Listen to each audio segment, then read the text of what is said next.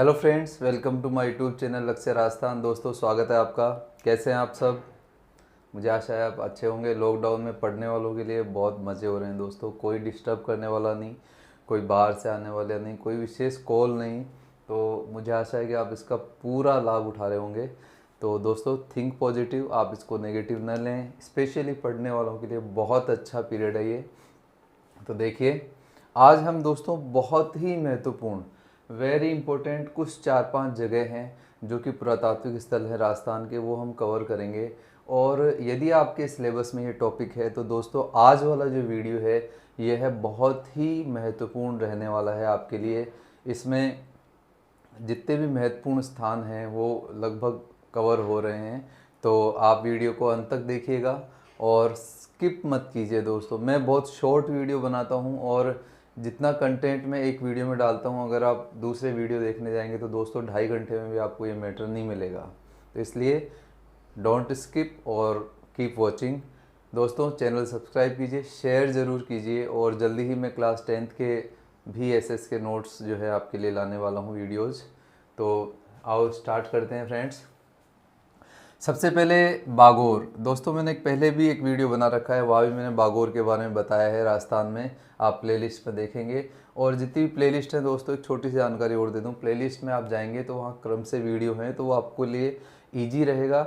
एक तरीके से बुक के जैसे चैप्टर वाइज दे रखा है वहाँ, तो वो आपके लिए ईजी रहेगा। दूसरी बात दोस्तों ये है कि आप जो जब वीडियो देख रहे हैं ये, अगर आपको क्वालिटी में कुछ डिफेक्ट लगता है, अक्षर साफ समझ नहीं आ रहे, तो जो ऊपर 3 डॉट्स हैं ऊपर इस तरफ, उसको आप क्लिक कीजिए। वहाँ पर जो 144 यदि चल रहा है पिक्सल, तो उसकी जो क्वालिटी है वो 240 पे कर लीजिए, तो बिल्कुल क्लियर दिखेगा और इससे आपको जो बिल्कुल असुविधा नहीं होगी। ठीक है फ्रेंड्स।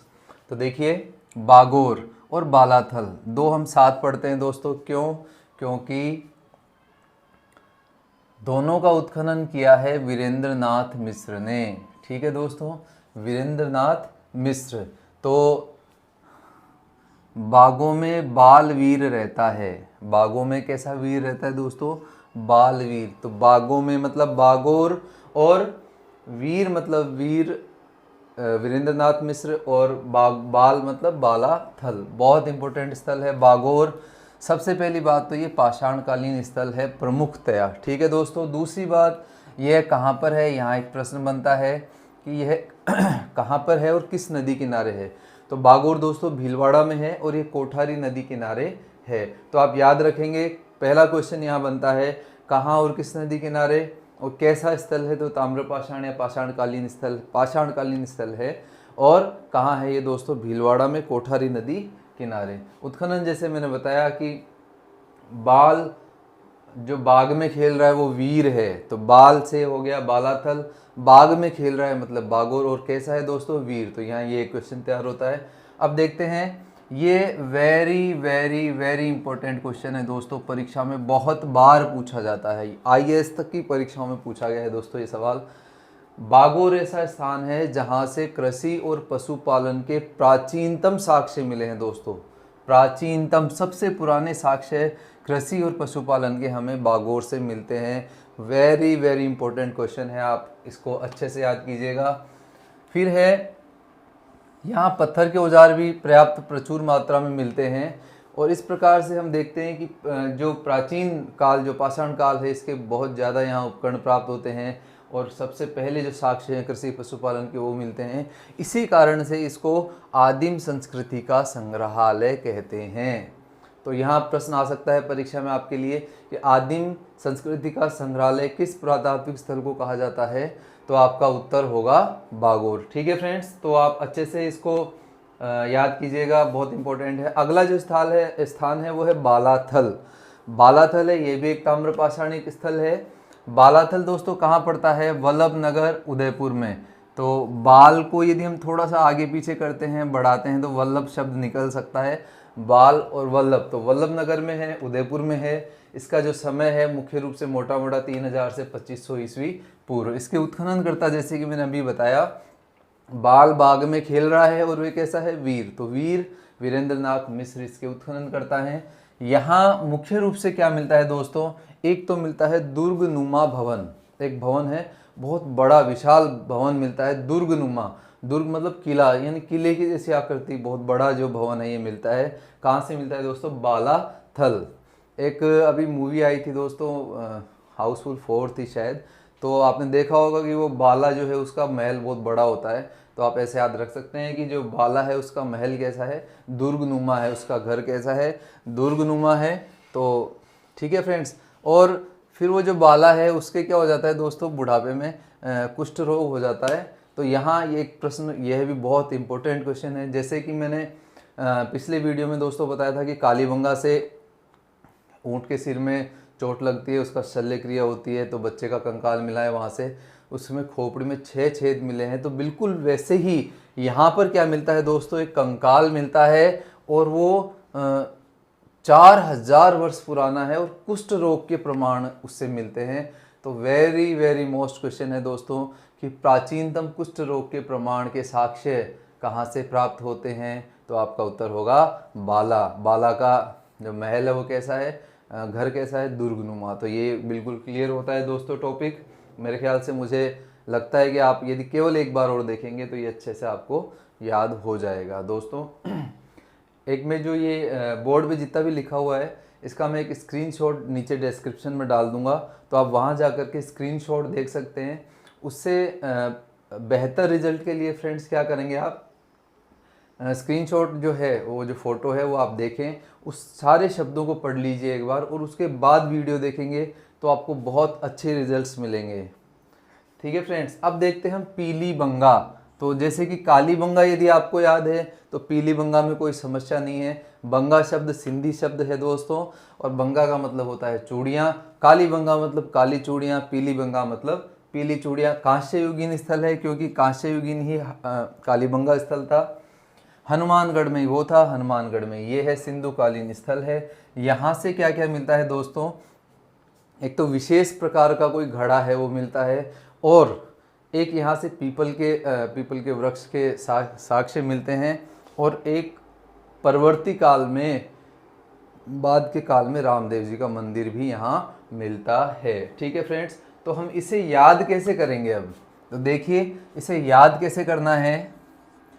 पीलीबंगा में रामदेव जी का मंदिर है। ठीक है फ्रेंड्स। पीलीबंगा में किसका मंदिर है? रामदेव जी का। मंदिर के सामने एक पीपल का पेड़ है और उसके नीचे एक विशेष प्रकार का घड़ा रखा हुआ है। तो देखिए कितना इजी है दोस्तों याद करना, बहुत सिंपल है। आप याद कीजिए कि पीलीबंगा में रामदेव जी का मंदिर है। इमेजिन कीजिए दोस्तों, बहुत ज़्यादा याद होगा। केवल एक इमेजिन कीजिए कि पीलीबंगा में रामदेव जी का एक मंदिर है, उसके सामने एक पीपल का वृक्ष है और उस वृक्ष के नीचे एक विशेष प्रकार का घड़ा रखा हुआ है। तो ठीक है फ्रेंड्स। अगला हम देखते हैं गणेश्वर।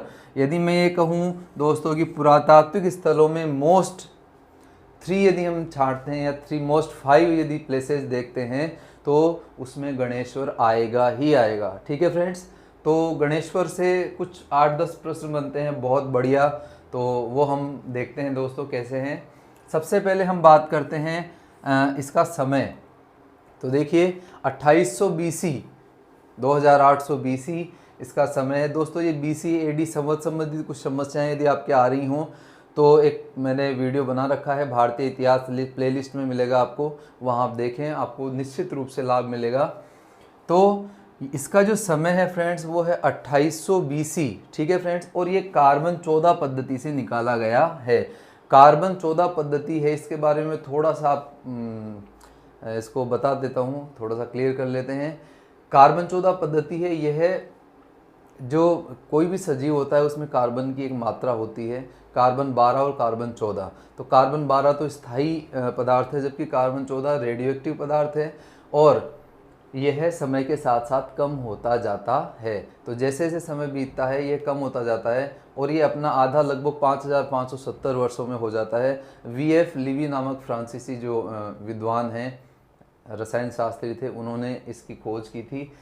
तो कोई भी समय ज्ञात करने के लिए इसका प्रयोग किया जाता है। यदि कार्बन 14 की मात्रा आधी है तो इसका मतलब वो 5500 वर्ष पुराना है। यदि कार्बन 14 की मात्रा चौथाई है इसका मतलब वो लगभग 11000 वर्ष पुराना है। तो इस प्रकार से ये कैलकुलेशन होती है। रत्नचंद्र अग्रवाल, ठीक है दोस्तों। रत्न चंद्र अग्रवाल, वेरी मोस्ट क्वेश्चन है गणेश्वर का, इसलिए हम इसको याद करेंगे। अभी देखिए कैसे। और विजय कुमार जो हैं ये भी इनके सहयोगी हैं। पहले रत्नचंद्र ने शुरुआत की और फिर विजय कुमार ने इसको आगे बढ़ाया। अब इसको हम कैसे याद करते हैं, देखिए गणेश्वर, ठीक है दोस्तों।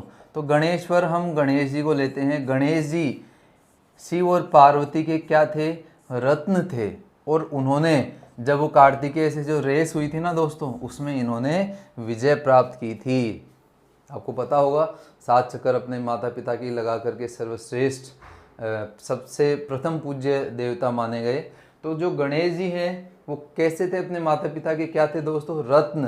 तो रत्न से रत्नचंद्र अग्रवाल, और उन्होंने क्या प्राप्त की थी, विजय। तो विजय कुमार ने यहाँ उत्खनन करवाया। ठीक है फ्रेंड्स। अब एक और जो महत्वपूर्ण प्रश्न है वो ये है कि यह सभ्यता ताम्रयुगीन सभ्यताओं की जननी कहलाती है। मुझे लगता है कि अब तक का इस सभ्यता से संबंधित सबसे ज़्यादा प्रश्न है वो यही बनता है कि इसे ताम्रयुगीन सभ्यताओं की जननी कहते हैं। जननी मतलब माता कहते हैं दोस्तों। ये हड़प्पा से भी पहले के काल की सभ्यता है, और यहाँ तांबे के जो अवशेष मिले हैं वो प्रचुर मात्रा में मिले हैं, इसलिए इसे ताम्रयुगीन सभ्यताओं की जननी कहते हैं दोस्तों। यह कांतली नदी किनारे है। एक क्वेश्चन बीच में रह जाता है, कांतली नदी किनारे गणेश्वर जो स्थान है यह नीम का थाना सीकर में है, सीकर जिले में है, नीम का थाना सीकर दो। ठीक है फ्रेंड्स।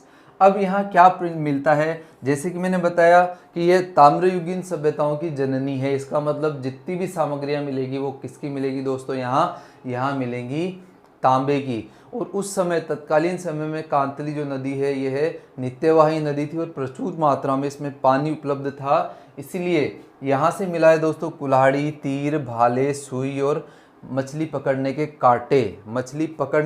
ये सभी किस धातु के मिले हैं दोस्तों, ताम्र धातु के। तो ये ताम्रयुगीन सभ्यताओं की जननी इसीलिए कही जाती है कि यहाँ पर प्रचुर मात्रा में ताम्र भंडार मिले हैं। और एक और विशेषता, एक और प्रश्न यहाँ बनता है, कृपशवर्णी मृद पात्र यहाँ मिलते हैं। कृपशवर्णी का मतलब है हल्का भूरा, तो हल्के भूरे रंग के पात्र। तो ये शब्द आप याद रखिएगा दोस्तों, कृपशवर्णी पात्र कहाँ मिलते हैं, गणेश्वर में। तो गणेश जी का जो रंग है वो कैसा है, कृपशवर्णी है, क्योंकि गणेश जी की स्टोरी बना रहे थे। तो गणेश जी रत्न हैं, उन्होंने विजय प्राप्त की, उनका रंग कैसा है, कृपशवर्णी है वो। ठीक है दोस्तों। और एक और जो बात है वो यहाँ विशेषता है, जैसे मैंने बताया कि यहाँ पानी प्रचुर मात्रा में था, तो इसलिए यहाँ ईंटों के अवशेष नहीं मिलते हैं। जो मकान है वो पूर्ण रूप से पत्थर द्वारा निर्मित होते थे। ठीक है फ्रेंड्स। एक बात और जो है विशेष कि यहाँ जो तांबा है वो बहुत श्रेष्ठ किस्म का है, शुद्धतम तांबा यहाँ से प्राप्त होता है। और ऐसा माना जाता है कि यहाँ के लोगों ने बाद में इसका पर्याप्त मात्रा में निर्यात भी किया। तो 99% शुद्धता के साथ ये तांबा मिलता है यहाँ पर। तो इसलिए दोस्तों ये बहुत महत्वपूर्ण स्थान है। तो कांतली नदी, रत्नचंद्र अग्रवाल, ठीक है दोस्तों, विजय कुमार, ताम्रयुगीन सभ्यताओं की जननी, और ये कुल्हाड़ी, तीर, भाले, सुई, कांटे ये हैं। और ये शुद्धतम तांबा यहाँ से मिलता है, और कृपशवर्णी मृत पात्र यहाँ मिलते हैं। ठीक है फ्रेंड्स। आगे देखते हैं हम दोस्तों ओझियाना स्थान कहाँ पर है, भीलवाड़ा में। ठीक है दोस्तों। यह भी ताम्रयुगीन सभ्यता है और इसका उत्खनन हुआ था 1999-2000 में। ठीक है दोस्तों। और ये 2000 ईस्वी पूर्व की सभ्यता है। इसमें कुछ खास प्रश्न नहीं है, केवल दो बात यहाँ महत्वपूर्ण है। पहली बात तो ये है कि जितनी भी ये पुरातात्विक स्थल हैं वो नदी किनारे मिलते हैं दोस्तों। ये जो ओझियाना है ये पहाड़ी पर मिलता है। ये इसको बहुत महत्वपूर्ण बनाता है कि ये ताम्रयुगीन तो था, लेकिन यह कहाँ मिलता है दोस्तों, ये मिलता है पहाड़ी पर। और यहाँ जो बैल और गाय की जो मृण मूर्तियाँ हैं उनके ऊपर सफ़ेद डिज़ाइन की हुई है, यहाँ मिलती हैं। इस प्रकार से यहाँ जो प्रमुख प्रश्न है वो इस प्रकार से तैयार होते हैं ओझियाना में कि कहाँ पर है, भीलवाड़ा में। आहड़ के समकालीन या समकक्ष सभ्यता है। तो आहड़ ताम्रपाषाण कालीन थी तो यह भी ताम्रपाषाण कालीन कहेंगे। और यहाँ पहाड़ी पर साक्ष्य मिलते हैं दोस्तों, ये महत्वपूर्ण बात है। और एक स्थान किस जिले में है, ये महत्वपूर्ण बात है। जो कम सामान्य जो स्थल हैं उनके आप केवल स्थान और कुछ एक आध विशेषता है वो याद करेंगे तो पर्याप्त है। और दोस्तों मैं डिस्क्रिप्शन में जो नेक्स्ट वीडियो होगा, अंतिम जो वीडियो होगा इसका शॉर्ट, उसमें मैं डिस्क्रिप्शन में ताम्रयुगीन स्थल और लोहयुगीन स्थल पृथक से PDF में अपलोड करूँगा, तो आप वहाँ से देख सकते हैं। आपको ये अलग से याद भी होना चाहिए कि कौन सा स्थल लोहयुगीन स्थल है। अगर आप लोहयुगीन स्थल पृथक से अच्छे से याद कर लेंगे तो आपको ताम्रयुगीन स्थलों की आवश्यकता नहीं है याद करने की। लोहयुगीन बार बार पूछे जाते हैं दोस्तों। तो देखिए अब बात करते हैं लाछुरा। लाछुरा मिलता है भीलवाड़ा में और इसका उत्खनन किया BR मीणा ने। तो लाछुरा कहाँ मिलता है दोस्तों, भीलवाड़ा, और BR मीणा द्वारा इसका क्या किया गया, उत्खनन किया गया। इसके बाद देखते हैं कुराड़ा। कुराड़ा दोस्तों परीक्षा की दृष्टि से महत्वपूर्ण है। कैसे है कि कुराड़ा, सबसे पहली बात तो ये है नागौर में है दोस्तों, ये आप याद करेंगे। ये कुराड़ा जो स्थल है ये कहाँ पर है, नागौर में है। और इसका उत्खनन 1934 में स्वतंत्रता से पहले हो गया था, 13 साल पहले। और यहाँ पर खूब मात्रा में ताम्र सामग्री मिली है। और एक जो विशेषता इसे अलग बनाती है वो है प्रणाल युक्त अर्घ्य पात्र। कुराड़ा में प्रणाल युक्त अर्घ्य पात्र प्राप्त होता है। अर्घ्य पात्र मतलब अर्घ देने का पात्र प्राप्त होता है। और इसकी साम्यता किससे है, इसकी साम्यता है ईरान से। ठीक है फ्रेंड्स, ईरान से इसकी साम्यता है। तो कुराड़ा कहाँ है, नागौर में। उत्खनन कब हुआ इसका, 1934 में। अब बात करते हैं इस बोर्ड के आखिरी बिंदु की, मलाह है। मलाह है भरतपुर में है। पहला प्रश्न, जैसे कि मैंने कहा छोटे जो स्थल है उनके आप स्थान कहाँ पर पाए जाते हैं, ये किस जिले में महत्वपूर्ण है। तो मलाह कहाँ मिलता है दोस्तों, मलाह मिलता है भरतपुर में। याद रखना दोस्तों, भरतपुर में। और यहाँ क्या मिलता है जो इसे विशेष बनाता है, वो है यहाँ तांबे के हारपून और तलवारें मिलती हैं दोस्तों। हारपून क्या होता है, हारपून यदि आप भाला, जैसे हम देखते हैं भाला जो होता था वो फेंक करके उसको प्रयोग किया जाता था, लेकिन हारपून जो होता था ये हाथ में रखा जाता था और आगे से बहुत नुकीला होता था। और ये ऐसा अस्त्र था, ये पाषाणकालीन अस्त्र था। और इस अस्त्र से बड़े बड़े जानवरों का शिकार, गेंडे तक के, हाथी और गेंडे तक के जैसे जानवरों का शिकार किया जा सकता था। तो हारपून याद रखिएगा कहाँ से मिला है, मलाह से। मलाह से क्या मिला है दोस्तों, हारपून। और मलाह कहाँ है, भरतपुर में। और ये कैसा स्थल है, ताम्र युगीन स्थल है। तो ठीक है दोस्तों, अब हम आगे देखते हैं एक और महत्वपूर्ण स्थान, उसके बाद में ये वीडियो समाप्त होता है। तो अगला स्थान हम देखते हैं दोस्तों, बैराट सभ्यता। यदि हम देखें कि जो पिछला जो आपने बोर्ड का जो स्क्रीनशॉट देखा था उसमें जितने स्थान हैं उन सभी स्थानों जितने क्वेश्चन दोस्तों इसी टॉपिक में से बनते हैं। बैराट बहुत महत्वपूर्ण स्थान है। यदि मैं कहूँ कि 25% इम्पोर्टेंस है इस टॉपिक की आपके सिलेबस में, यदि सभ्यताकालीन जो स्थल हैं उनके, तो इसमें अति महत्वपूर्ण मैंने लगभग सभी प्रश्नों का समावेश कर लिया है दोस्तों। कहीं कोई क्वेश्चन मेरे हिसाब से नहीं छूटता है। तो आइए देखते हैं बैराट। बैराट, जिसे वर्तमान में विराटनगर भी कह रहे हैं, ये जयपुर में पड़ता है दोस्तों। प्राचीन जो महाजनपद काल था, 16 महाजनपद थे बौद्ध काल में, तो वहाँ 16 महाजनपद में से एक महाजनपद था मत्स्य, और उसकी राजधानी का नाम था विराटनगर। तो दोस्तों इस प्रकार से ये मत्स्य जनपद से भी संबंध रखता है। और ये किस नदी किनारे स्थित है दोस्तों, बाणगंगा। याद रखिएगा, ब से बैराट और ब से ही बाण, तो बैराट और बाणगंगा। बाण किसका है दोस्तों, अर्जुन का, इसलिए इसे अर्जुन गंगा भी कहते हैं और ताला नदी भी कहते हैं। अगर परीक्षा में आपके ऑप्शन ताला आ जाए तो आप कंफ्यूज ना हो दोस्तों, ताला भी सही है, अर्जुन की गंगा भी सही है, बाणगंगा भी सही है। तो बैराट की हम शुरुआत करते हैं दोस्तों। सबसे पहले कैप्टन बर्ट ने 1837 में यहाँ पहला जो अभिलेख है बैराट का ये खोज लिया। और बैराट और बर्ट, इससे आप कनेक्ट कर लीजिए, वेरी इंपॉर्टेंट है बर्ट और बैराट। तो यहाँ इन्होंने पहला भाब्रू शिलालेख खोजा, ठीक है दोस्तों, पहला। और इसे हम कलकत्ता बैराट अभिलेख भी कहते हैं। क्यों कहते हैं दोस्तों, क्योंकि इसका जो उत्खनन है ये एशियाटिक सोसाइटी ऑफ बंगाल के द्वारा करवाया गया था। और ये जो अभिलेख है इसको फिर काट करके, जी हाँ दोस्तों, इसे काट करके बंगाल ले जाया गया और आज की स्थिति में यह बंगाल में ही है। एशियाटिक सोसाइटी का जो संग्रहालय है वहाँ है।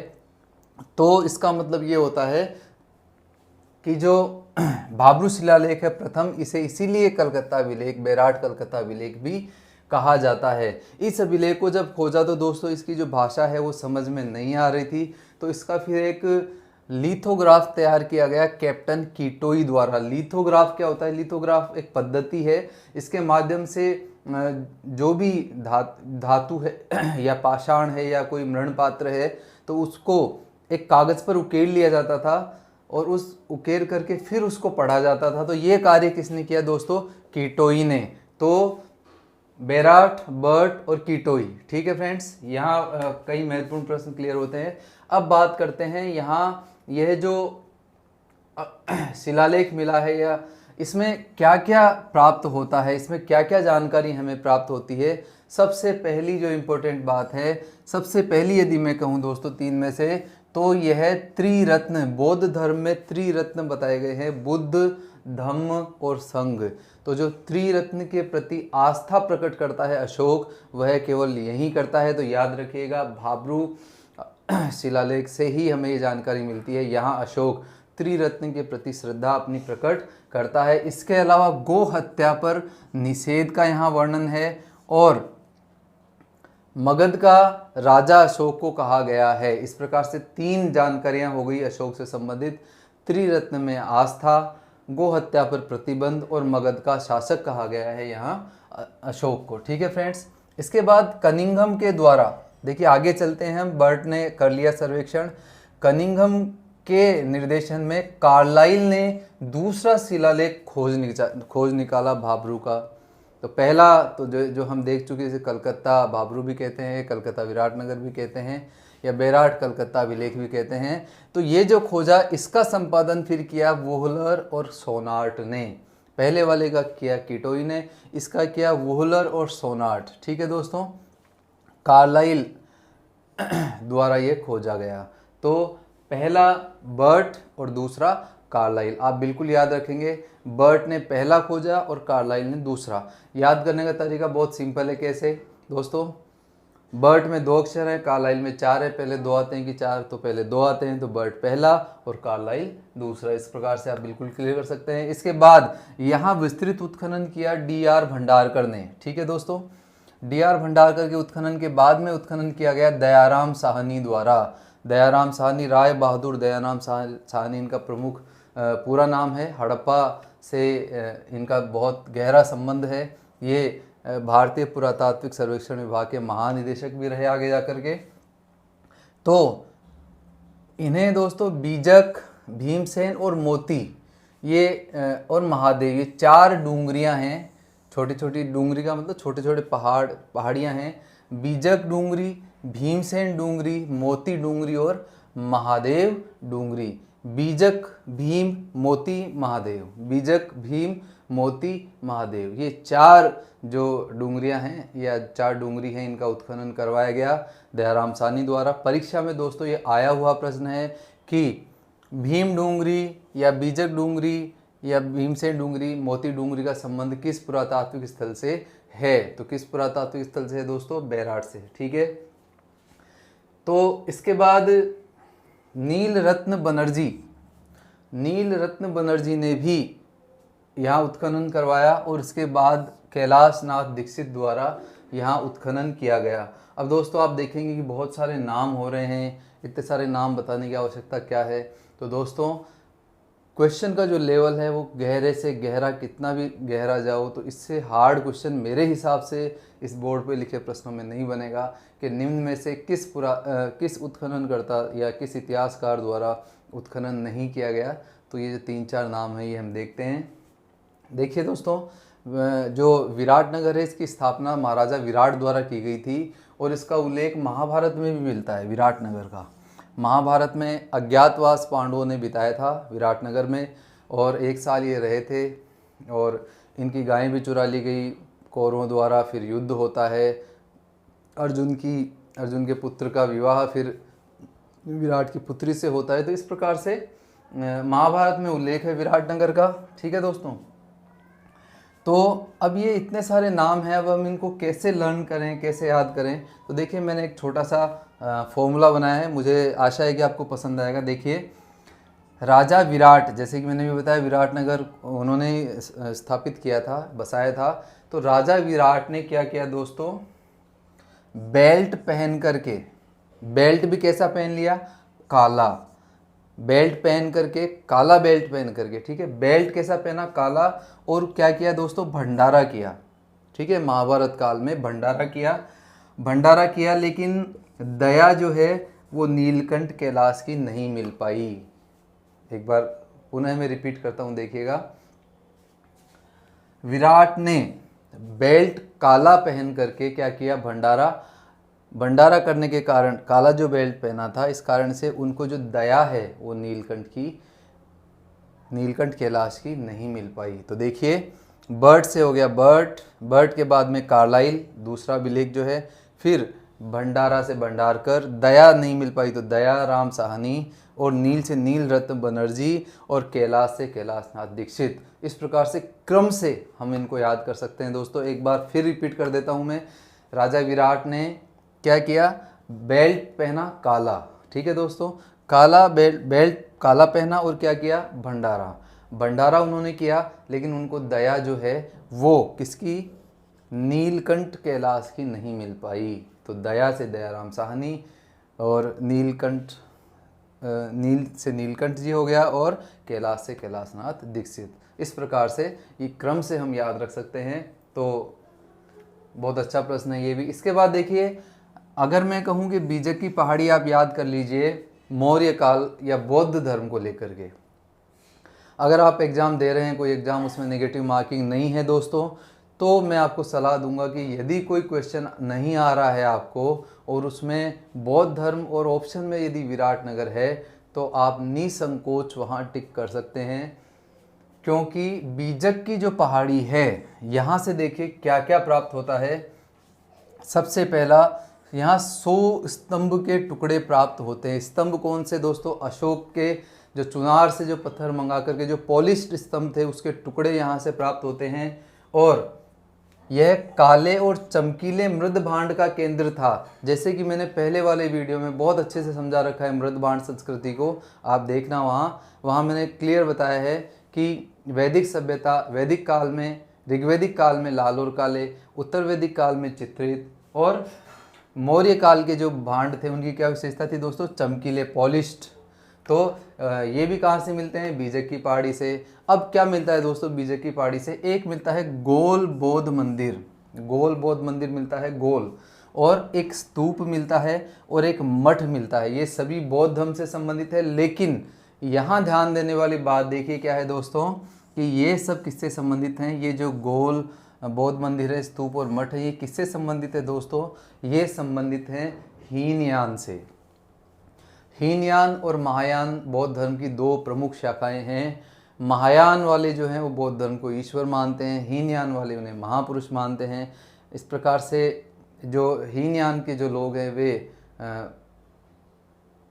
जो महात्मा बुद्ध के जो अवशेष हैं उनकी पूजा करते हैं। इस प्रकार से पृथक पृथक ये इनके अंतर हैं, वो हम विस्तार से पढ़ेंगे दोस्तों। इंडियन हिस्ट्री की जो प्लेलिस्ट है उसको आप देखते जाइए, जल्दी ही मैं इस पर वीडियो बनाऊंगा। नेक्स्ट वीडियो शायद मौर्य काल पे बनेगा। तो देखिए हीनयान और महायान वो एक अलग बात है, लेकिन यहाँ बात करते हैं कि गोल बौद्ध मंदिर, स्तूप और मठ किससे संबंधित है दोस्तों, हीनयान धर्म से। ठीक है, बौद्ध धर्म की शाखा है हीनयान। एक यहाँ पर स्वर्ण मंजूषा मिलती है, स्वर्ण मंजूषा मिलती है, ऐसा माना जाता है कि स्वर्ण मंजूषा में महात्मा बुद्ध के अवशेष रखे गए थे। ठीक है दोस्तों, याद रखिएगा। फिर क्या होता है, दयाराम साहनी का ये मत है दोस्तों। दयाराम साहनी जैसे कि हमने देखा उन्होंने भी उत्खनन करवाया था, उनका ये मत है कि यहाँ फिर आक्रमण हुआ मिहिर कुल का। मिहिर कुल ने आक्रमण किया और इनको नष्ट भ्रष्ट कर दिया, और इस प्रकार से जो आक्रमण के साक्ष्य भी मिलते हैं यहाँ से। ठीक है फ्रेंड्स, तो मिहिर कुल ने यहाँ आक्रमण किया, इसके साक्ष्य प्राप्त होते हैं क्योंकि ये सब खंडित अवस्था में मिले हैं। और एक विशेष बात, यहाँ पर शंख लिपि के अवशेष भी मिलते हैं।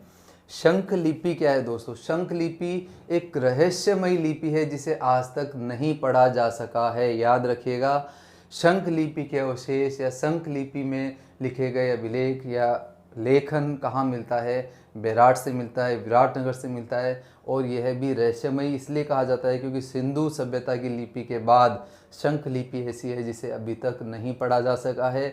इसे शंख लिपि इसलिए कहते हैं क्योंकि इसके जो अक्षर है वो शंख से मिलते जुलते हैं। ठीक है फ्रेंड्स, याद रखिएगा आप। तो इस प्रकार से मिहिर कुल ने क्या किया, यहाँ पर विध्वंस किया। ठीक है, यहाँ पर दोस्तों कुछ मुद्राएं भी मिलती हैं, 36 मुद्राएं मिलती हैं। उसमें 8 मुद्राएं पंचमार्क या आहत मुद्राएं बेराट से 8 और 28 जो मुद्राएं हैं ये यूनानी मुद्राएं मिलती हैं। ठीक है दोस्तों, और 16 जो मुद्राएं हैं ये मीनांडर से संबंधित हैं। तो मीनांडर जो है यह एक यूनानी शासक था दोस्तों, यूनानी शासक था। और जो 28 मुद्रा है इसी में से ये 16 मुद्राएं, याद रखिएगा 36 मुद्राओं में से 8 पंचमार्क हैं और 28 जो मुद्राएं हैं वो मीनांडर की हैं। मीनांडर की 16 मुद्राएं हैं। इन 28 मुद्राओं में से मीनांडर यूनानी शासक था और उसका और अपने गुरु का जो वार्तालाप वो मिलिंद पनो पुस्तक से मिलता है, वो हम बाद में पढ़ते हैं। तो देखिए, और ये जो सारी मुद्राएं ये एक सूती कपड़े में बंधी हुई प्राप्त होती हैं। इस प्रकार से यदि मैं ये कहूँ कि बौद्ध धर्म से संबंधित सभी अवशेष हमें कहाँ से मिलेंगे दोस्तों? बीजक की पहाड़ी से। महाभारत काल के जो भी अवशेष हैं वो कहाँ मिलेंगे? भीम डूंगरी से। यहाँ मुगल काल के भी अवशेष मिलते हैं। मुगल टकसाल थी, यहाँ मुगल टकसाल थी और कई सिक्के प्राप्त हुए मुगल काल के, उस पर बैराट अंकित है। इससे स्पष्ट होता है कि उस समय जो यहाँ एक टकसाल भी हुआ करती थी। और एक मुगल गेट अभी भी बना हुआ है, आप देख सकते हैं। बहुत बढ़िया तरीके से बड़ा जो गेट है ये बनाया गया है, मुगल गेट। तो ये भी वहीं है विराटनगर में। मुगल टकसाल भी वहीं थी। और सवाई राम सिंह द्वितीय जो कि जयपुर के शासक थे, इन्होंने भी वहाँ उत्खनन करवाया था एक बार। तो वहाँ इन्हें स्वर्ण कलश की प्राप्ति होती है। ये भी बौद्ध धर्म से संबंधित है। ऐसा कहते हैं कि महात्मा बुद्ध से संबंधित जो अवशेष हैं वो इस कलश में मिलते हैं। ठीक है फ्रेंड्स, अब देखते हैं कुछ अंतिम चरण में। बनेड़ी, ब्रह्मकुंड, जीर्ण, गौर, ये 3 नाम हैं, अच्छे से याद कीजिए। बनेड़ी, ब्रह्मकुंड और जीर्ण गौर, यहाँ से वृषभ, हिरण और वनस्पति के चित्र मिलते हैं मौर्य काल से संबंधित। अब बात करते हैं दोस्तों अति महत्वपूर्ण प्रश्न की, जो कि अंत में आता है दोस्तों। हेनसांग जो है, जो 15 वर्ष भारत में रहा, यह हर्ष के समय भारत आया था, चीन यात्री था। और यह बौद्ध धर्म के जो खंडित अवशेष थे उन्हें देखने के लिए यह विराटनगर आता है। ऐसे 8 जो है स्तूप ये बताता है कि बैराट में थे। और दोस्तों जैसे कि मैंने बताया कि अभी कुछ देर पहले बताया कि इनका जो खंडन है वो किसने किया? मिहिर कुल ने। और इनको देखने कौन आया? हेनसांग। तो दोस्तों मिहिर कुल पहले इनको खंडित करता है और बाद में हेनसांग आता है। मिहिर कुल का संबंध गुप्त काल से के लगभग पड़ता है, तो गुप्त काल बाद में आता है, पहले आता है, और हर्ष का काल बाद में आता है। तो पहले इनका खंडन हुआ और उसके बाद में हेनसांग यहाँ आया। तो दोस्तों ये परीक्षा में पूछा जा सकता है सवाल कि हेनसांग ने कहाँ की यात्रा की। ठीक है, और एक लास्ट में आज का वीडियो अंत करते हैं। एक बहुत अच्छा कथन कहा गया है इसके बारे में डॉक्टर सत्य प्रकाश कि हड़प्पा और मोहनजोदड़ो से हमने जो खोया उससे अधिक हमने विराटनगर का पता लगा के पाया है। तो ये प्रसिद्ध कथन किसका है दोस्तों? ये है डॉक्टर सत्य प्रकाश का। तो दोस्तों आज का वीडियो आपको कैसा लगा? मुझे आशा है आपको बहुत अच्छा लगा होगा और सारे क्वेश्चन दोस्तों इसमें क्लियर हैं। तो अगर आपको चैनल अच्छा लग रहा है, इसमें दोस्तों कोई फालतू बात नहीं, केवल टू द पॉइंट बातें हैं और शॉर्ट वीडियो हैं। तो मुझे लगता है कि आपको ये पसंद, यदि आपको आ रहा है तो आप चैनल को सब्सक्राइब कीजिए, लाइक कीजिए और शेयर करना ना भूलें। ठीक है friends, thanks for watching. Vande Mataram, जय हिंद।